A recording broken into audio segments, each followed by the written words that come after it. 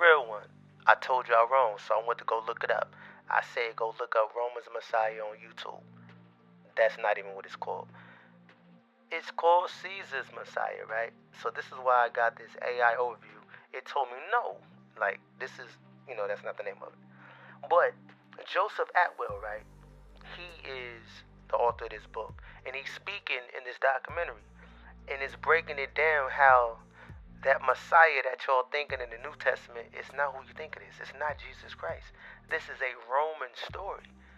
And he's breaking it down beautifully. If you want to know the truth and you want to get out of that fake and you want to take that stumbling block from your heart and you want to know the truth and return to the creator of heaven and earth, the true king, I'm talking about Yahweh of hosts, the true God, you want to return to him because he created you.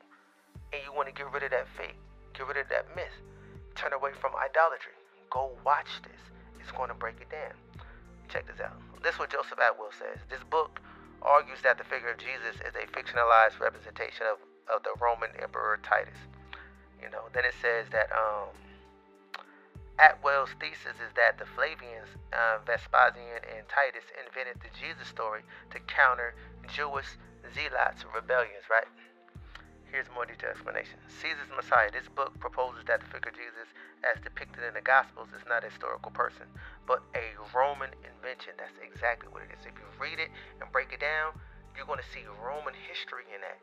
But you're going to see how it's kind of twisted up, plagiarized with the Old Testament prophecy just to kind of put the spin in the hook on. Because if you understand the curses in Deuteronomy chapter 28, verses 15 through 67, and also Leviticus chapter 26, that's what Yahweh said that his chosen people, the so-called Negro, African American, will go through during these times. We will start serving gods of wood and stone, deities and of other nations that we're still doing today. So this is why, that spin, that hook they put on it was really for us. But during this time, it's to counter, these Jewish people, these little hats, Malachi Edomites. But then check it out.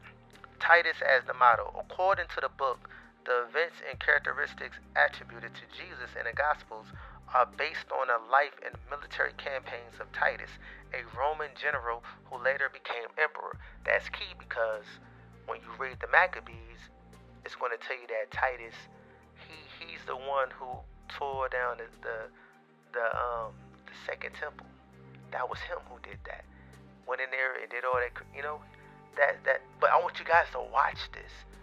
Go on YouTube. It's free. It's on there. Watch it. Learn the truth. Then right here, Flavian's dynasty. The Flavians, particularly Vespasian and Titus, are represented as the key figures behind this fabrication. They are believed to have used the Jesus story to promote a peaceful, pro-Roman version of a messianic figure aiming to pacify Jewish populations and discourage violence and resistance against Roman rule. Political motivation. The core argument is that the Jesus story was a propaganda tool created for political purposes, specifically to manipulate religious beliefs for imperial control. Exactly. For that time, that's what it was. Prophetically, it's to hit the chosen people of Yasharallah today. So Yahweh, like I said, he is the King of Kings. I'm talking about the God of heaven, the power of heaven, the creator of heaven and earth. He controls all dominions, like how he controlled,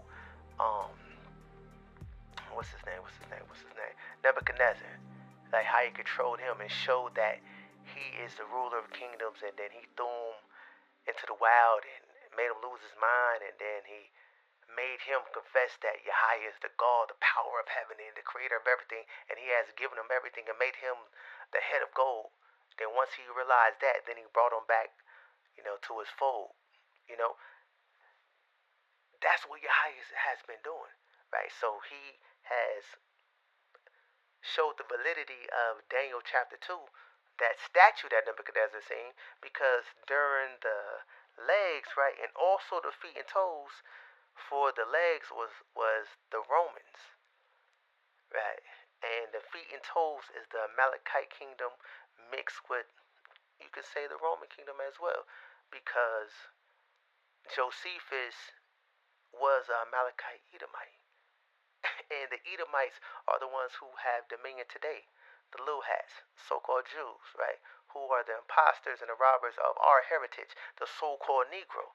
They fulfilling prophecy to where when that yoke of iron went off the true, off their neck, like that's the story of Genesis, right?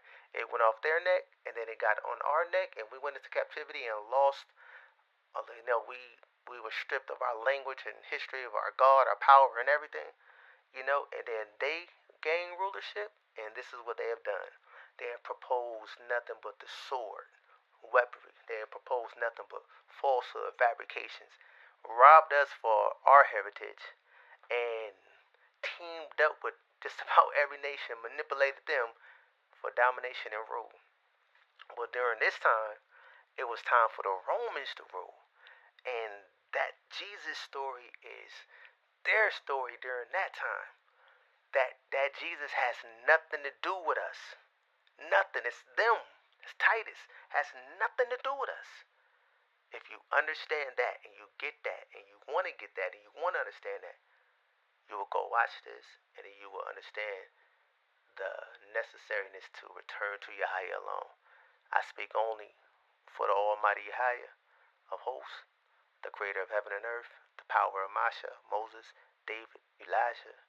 You know, I speak only for him and calling so-called Negroes to return to him alone.